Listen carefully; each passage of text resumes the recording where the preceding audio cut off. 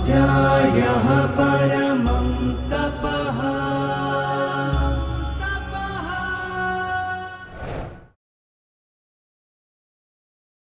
नमस्कार मित्रों, पत्राचार द्वारा संस्कृतं परिचयः सन्धिः अस्माकम् एषः दशमः बिन्दुः अस्ति। अत्र अहं सर्वेषां स्वागतं करोमि।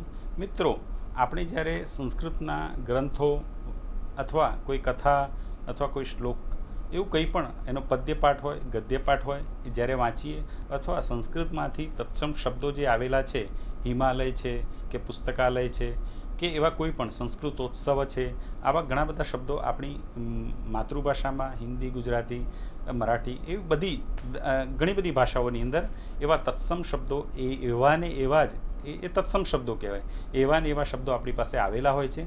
અને જ્યારે આ શબ્દો સાંભળીએ છીએ તો આપણને ઘણી વખતે પૂછવાની ઈચ્છા થાય કે આવા શબ્દોની અંદર આમાં બે શબ્દો છે, ઘણી વખતે ત્રણ શબ્દો છે, તો એને ભિન્ન કેવી રીતે કરી શકાય, એને કેવી રીતે આપણે અલગ કરી શકીએ, જુદા કેવી રીતે કરી શકીએ।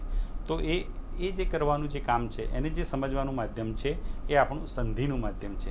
સંધિના માધ્યમથી આપણે એને સમજીએ કે સંધિની અંદર કેવો એનો ઉપયોગ થતો હોય છે। આપણે પહેલાં પણ આ સિવાયના આગળના પાઠોની અંદર, આ સિવાય જે આપણે પ્રવેશ આપણે જે ભણી ગયા એની અંદર પણ આપણે સંધિ જોયેલી છે। સંધિની અંદર સામાન્ય સંધિથી કરીને ધીમે ધીમે એની જે ગહનતામાં આપણે પ્રવેશ કરીએ છીએ તો આપણને એવા વિશિષ્ટ સંધિના શબ્દો પણ અને વિશિષ્ટ સંધિના નિયમો પણ આપણને જાણવા મળતા હોય છે। તો આવો આપણે આજે અત્યારે સંધિની અંદર પ્રવેશ કરીએ અને આપ જ્યારે ભણો છો, અભ્યાસ કરો છો તો સાથે સાથે આપણું પાઠ્યપુસ્તક આપના હાથમાં જ છે, તો એ સાથે રાખી અને આપણે અહીંયા જોતા રહીએ અહીંયા કેવી રીતે સંધિનો અભ્યાસ થાય છે। અહીંયા આગળ કેટલાક આવા શબ્દો છે, એ શબ્દો અહીંયા આવી રીતે મેં અત્ર પ્લસ એવ ઉક્તમ એવી રીતે લખેલા છે। એ જે શબ્દો છે એ શબ્દોને અહીંયા જોવાના છે અને જોયા પછી આપણે આગળ વાત કરીએ છીએ કે આની અંદર સંધિ કેવી રીતે થાય છે। તો અહીંયા આગળ ઉદાહરણ સ્વરૂપ પઠંતી ઇતિ અત્ર, તો પઠંતી તો આ ઈ વત્તા ઈ એટલે બે નાની ઈ જ્યારે ભેગી થાય, બે અ નાના જ્યારે ભેગા થાય ત્યારે એ અ હોય તો આ બનતા હોય છે, બે ઈ હોય તો એ મોટી ઈ બનતી હોય છે, બે ઉ હોય નાના તો એ મોટા ઉ બનતા હોય છે। એવો એ આપણો જે સવર્ણ દીર્ઘ સંધિનો નિયમ છે એ નિયમ પ્રમાણે અહીંયા આગળ પઠંતી એ થઈ ગયું, પછી અહીંયા આગળ આ ઈ જતો રહ્યો, હવે આ તી વત્તા અ તો એની અંદર ઇત્યત્ર, હવે આખું જે છે તો પઠંતીત્યત્ર એવી રીતનો શબ્દ બનતો હોય છે। હવે આપણે પ્રારંભની અંદર જે આગળના સંધિના જે શબ્દો જોયા તો એની અંદર બે શબ્દોનો આપણે મિલન કર્યું અને સંધિ એટલે જોડવું, જોડાયું અથવા એને આપણે છોડ્યા। અને આપણે આમ પણ જ્યારે કોઈ પણ વસ્તુ ભણીએ તો પહેલાં એના નિયમથી આગળ જઈએ છીએ અને એ નિયમથી આપણે પાછા આવીએ છીએ। જે આપણે આગળ ભાવવાચ્ય કર્તૃવાચ્યથી ભાવવાચ્યની અંદર પ્રયોગનું પરિવર્તન કર્યું તો એની અંદર કર્તૃવાચ્યમાંથી ભાવવાચ્યમાં ગયા અને પાછા ભાવવાચ્યમાંથી કર્તૃવાચ્યમાં પાછા આવ્યા। એવી રીતે જ્યારે સંધિની અંદર પણ શબ્દ જોડવાનો પણ ખરા અને શબ્દ તોડવાનો પણ ખરા, એટલે આપણને બંને જ્ઞાન થાય કે શબ્દ જોડેલો હોય તો એનું સ્વરૂપ, સંધિ સ્વરૂપ કેવું છે અને શબ્દ એને ભિન્ન કર્યા પછી એનું સ્વરૂપ કેવું છે એ બંને ભિન્ન કર્યા પછી આપણે જ્યારે જોઈએ છીએ ત્યારે આપણને મૂળ શબ્દનું પણ જ્ઞાન થતું હોય છે। એટલે એના માટે અહીંયા આગળ સંધિ એક બહુ સરસ અને કોઈ પણ મહાગ્રંથ સમજવા માટેનું પણ આ એક બહુ સારું એક વસ્તુ છે અને એને આપણે અહીંયા જોઈ રહ્યા છીએ। અત્ર એવ ઉક્તમ વિદ્યાલયે અપી અસ્મિન મુનિષુ અસ્તિ આદરઃ ઉત્તર ઉત્તર ઉન્નતિઃ ગણેશઃ ઉત્સવો અસ્તિ પરમ ઉન્નત અધિકારઃ સંભાષણ અભ્યાસ ઈચ્છા તસ્ય અસ્તિ અધુના અત્ર આગચ્છ ઇતિ પર ઉપકાર અમૃતમ। અહીંયા જે પ્રમાણેના શબ્દો છે એ જ પ્રમાણેના મેં શબ્દો અહીંયા વાંચ્યા। હવે આને સંધિયુક્ત આપણે કેવી રીતે બોલી શકીએ? અત્રૈવોક્તમ વિદ્યાલયેપ્યસ્મિન મુનેશ્વસ્ત્યાદરઃ। ક્યારેક તો બોલતી વખતે આપણા જીભના અંદર અને મુખના જે છે એ ભાવભંગીમાં પણ થોડી આગળ પાછળ થાય બોલતી વખતે, અથવા એક કરતાં પણ વધુ વખત એટલે કે અનેકવાર આ શબ્દોનો ઉચ્ચારણનો અભ્યાસ કરવો પડે એવું પણ બને। ઉત્તરોત્તરોન્નતિ ગણેશોત્સવોસ્તિ પરમોન્નતોદ્ધિકારઃ સંભાષણાભ્યાસેચ્છા તસ્યાસ્ત્યધુના અત્રાગચ્છેતિ પરોપકારામૃતમ. હવે આ આપણે બોલી બતાવ્યું, પણ આને લખવાનું પણ હોય છે.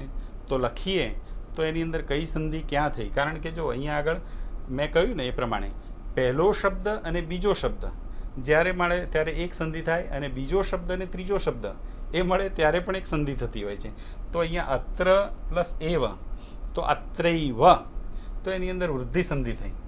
અને પછી અત્ર એવ ઉક્તમ, તો એવ અને ઉક્તમ જે આ બે શબ્દો છે એને અહીંયા આગળ એની સંધિ થાય, તો એ સંધિ એ ગુણ સંધિ છે.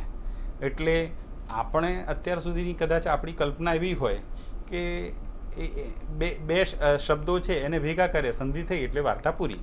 ના, હજુ પણ આપણે, કારણ શું, આપણે તો હજુ આગળ સંસ્કૃતની અંદર બહુ આગળ જવાનું છે, અને એ જવાનું હોય તો એ જવા માટે આપણે આ રીતના એના વિશિષ્ટ પ્રયોગો હોય. કારણ કે હવે આપણું સ્તર ધીમે ધીમે વધ્યું છે. પહેલાં આપણે પ્રવેશમાં હતા, હવે પરિચયમાં છીએ, આગળ આપણે શિક્ષામાં જઈશું. તો આ સ્તર જેમ જેમ વધે, પાઠ, પહેલો પાઠ, બીજો પાઠ, આ 10મો પાઠ છે.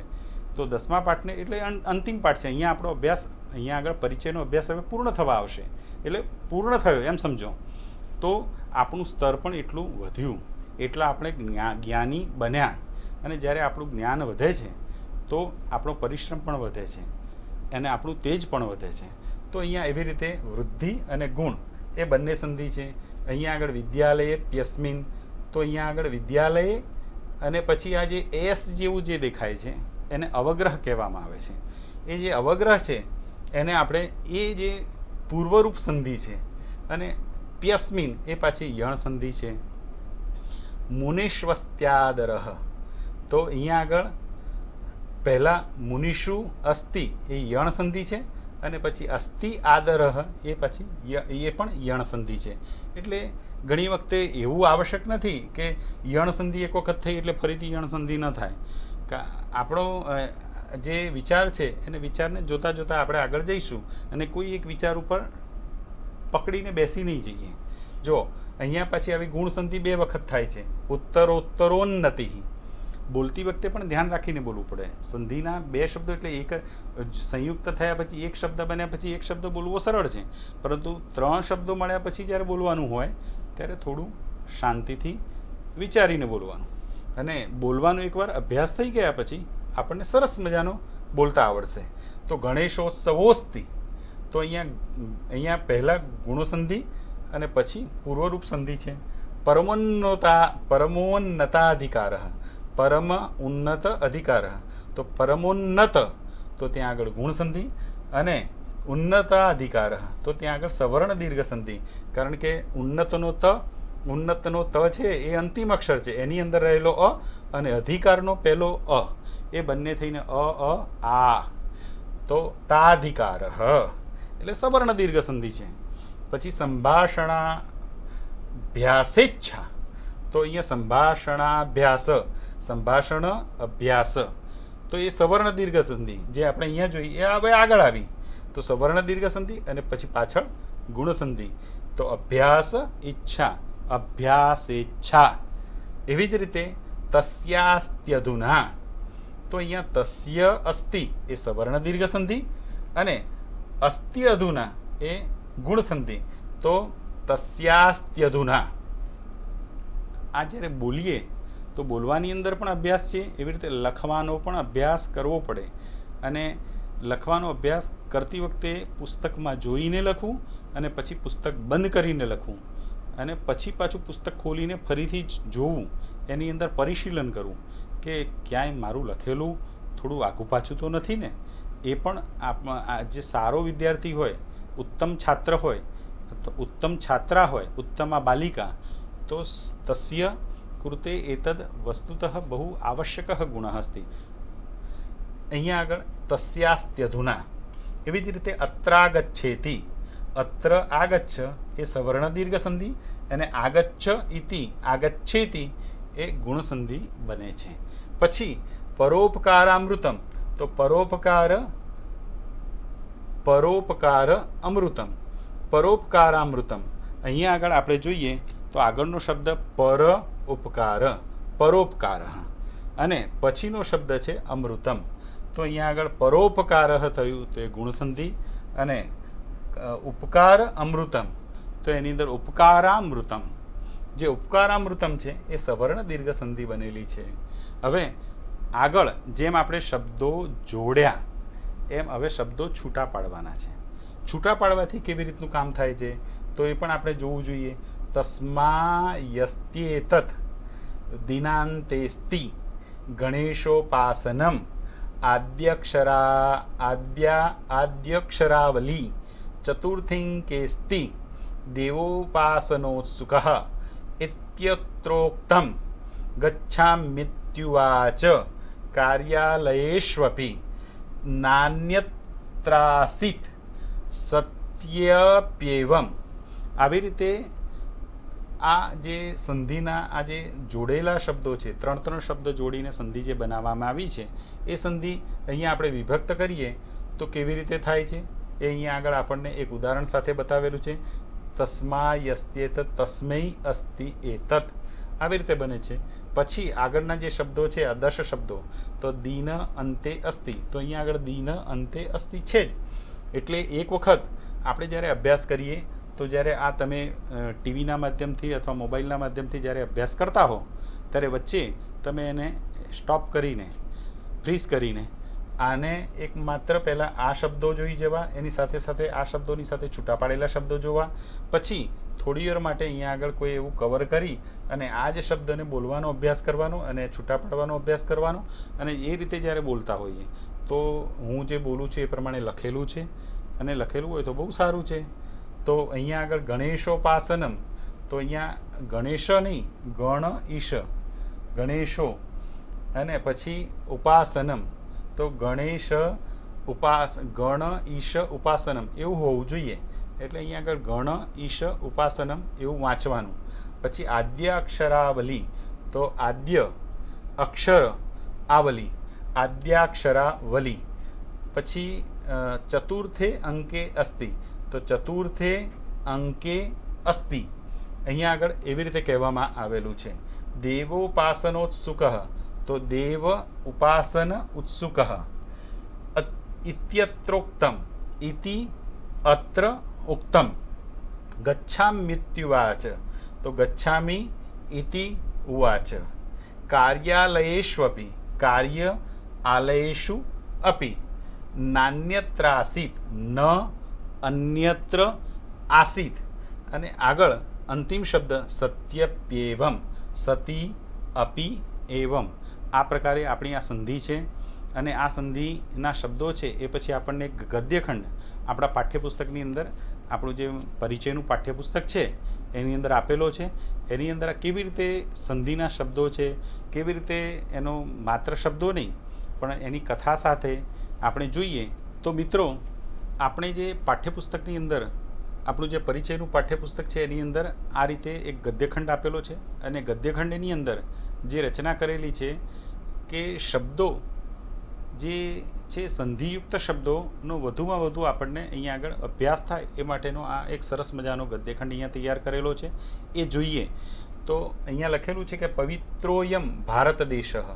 તો ભારત દેશ એ પવિત્ર છે. આ ભારત દેશ પવિત્ર છે. આપણે આની અંદર અહીંયા જોઈશું તો પવિત્ર અયમ ભારત દેશ, દેશેસ્મિન અહમ જાતઃ. તો દેશે અસ્મિન, આ દેશની અંદર હું જન્મ્યો, મેં જન્મ લીધો છે. એતસ્યૈવ દેશસ્ય પુત્રાઃ મહામેધાવિનઃ. એતસ્ય એવ, આ જ દેશના પુત્રો મહામેધાવિનઃ એટલે ખૂબ જ બુદ્ધિશાળી છે.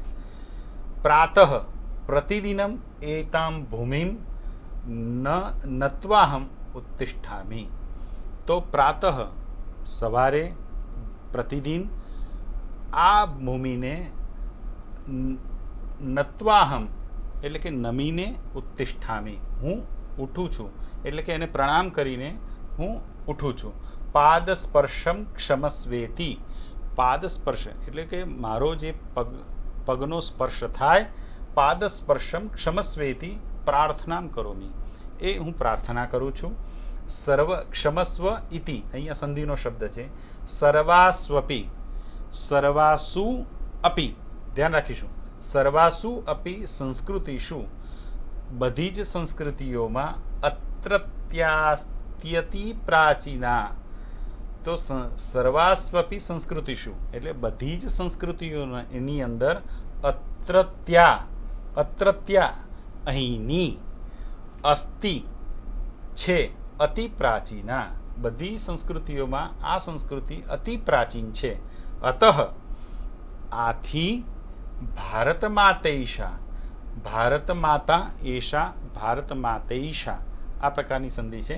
વંદ્યાસ્તિ, વંદ્યા અસ્તિ, વંદનીય છે. અતઃ નમામ્યહમ ભારત માતરમ, આથી નમામી અહમ, નમામી અહમ, નમામ્યહમ ભારત માતરમ, હું ભારત માતાને નમસ્કાર કરું છું. વંદે અંબ ત્વામ ઇતિ વદામી, વંદેમ્બ હે માતા હું વંદન કરું છું. વંદેમ્બ, વંદે અંબ ત્વામ ઇતિ વદામી એવું હું બોલું છું. ક્વાસ્ત્યન્યા, ક્વાસ્ત્યન્યા, ક્વ અસ્તિ અન્યા, ક્વ એટલે ક્યાં, અસ્તિ અન્યા ક્યાં છે બીજી, માતૃભૂમિ સદૃશી, તો બીજી ક્યાં છે આવી માતૃભૂમિ જેવી, સદૃશી એના જેવી. અતઃ કુર્યામ વયમ પ્રતિદિનમ માત્રર્ચનમ, આથી કુર્યામ એટલે કે કરીએ, વયમ કરીએ, વયમ કુર્યામ આપણે કરીએ, અમે કરીએ, પ્રતિદિનમ નિત્ય, પ્રતિદિન, માત્રર્ચનમ, માતૃ અર્ચનમ, માત્રર્ચનમ, ઉત્તરોત્તરમ વર્ધતામ ભારત કીર્તિ, અને ઉત્તરોત્તર ગ્રેજ્યુઅલી એટલે કે ડે બાય ડે, પ્રતિદિન એની વર્ધતામ ભારત કીર્તિ, ભારતની કીર્તિ વધે, ભારતની શાન વધે, ભારતનું નામ વધે. સર્વત્રાસ્તુ, સર્વત્ર અસ્તુ યશોગાથૈ તસ્યાહ, તો સર્વત્ર અસ્તુ યશોગાથા એતસ્યાહ, યશોગાથા એતસ્યાહ, આની યશોગાથા સર્વત્ર અસ્તુ એટલે બધે વધે. આ રીતના આપણને જે શબ્દો અહીંયા મળ્યા એ શબ્દોને આપણે અહીંયા આગળ ફરીથી મેં ભિન્ન કરીને અહીંયા મૂકેલા છે. એ શબ્દોને આપણે જોઈએ. પવિત્રોયમ, પવિત્ર અયમ, દેશેસ્મિન, દેશે અસ્મિન, એતસ્યૈવ, એતસ્ય એવ, નત્વાહમ, નત્વા અહમ, ક્ષમસ્વેતિ, ક્ષમસ્વ ઇતિ, સર્વાસ્વપી, સર્વાસુ અપી, વંદ્યાસ્તિ, વંદ્યા અસ્તિ, ભારત માતૈષા, ભારત માતા એષા. આ પ્રકારે આવી રીતે આપણે જે શબ્દ વિચ્છેદ કર્યો તો આવી રીતે એનો શબ્દ વિચ્છેદ થાય એટલે કે સંધિ વિચ્છેદ કહેવાય. એ સિવાય આગળના શબ્દો છે અત્રત્યાસ્ત્યતિ પ્રાચીના, અત્રત્યા અસ્તિ અતિ પ્રાચીના, નમામ્યહમ, નમામી અહમ, વંદેમ્બ, વંદે અંબ, ક્વાસ્ત્યન્યા. તો અહીંયા આગળ ત્રણ શબ્દો છે. ક્વ અસ્તિ અન્યા, ક્વ અસ્તિ અન્યા, ક્વાસ્ત્યન્યા, માત્ર અર્ચનમ, માતૃ અર્ચનમ, સર્વત્રાસ્તુ, સર્વત્ર અસ્તુ, યશોગાથૈ તસ્યા, યશોગાથા એતસ્યાહ, યશોગાથૈ તસ્યાહ. તો આ રીતે આપણા આ સંધિના શબ્દો એને આવી રીતે આપણે સંધિ વિચ્છેદ કરી અને બોલી શકીએ છીએ. અને આપણે જ્યારે વ્યવહારની અંદર અથવા કોઈ પણ જગ્યાએ સંસ્કૃતનો અભ્યાસ કરતા હોઈએ, કોઈ ગ્રંથ હોય, કોઈ સ્તોત્ર હોય, તો એ જે કંઈ બોલીએ એની અંદર પણ આવતા સંધિના શબ્દો આપણે આ રીતે જે બધા ભેગા કરેલા હશે તો આપણને બીજા શબ્દો પણ જાણવાની મજા આવશે, જાણવાનો આનંદ થશે. અસ્તુ.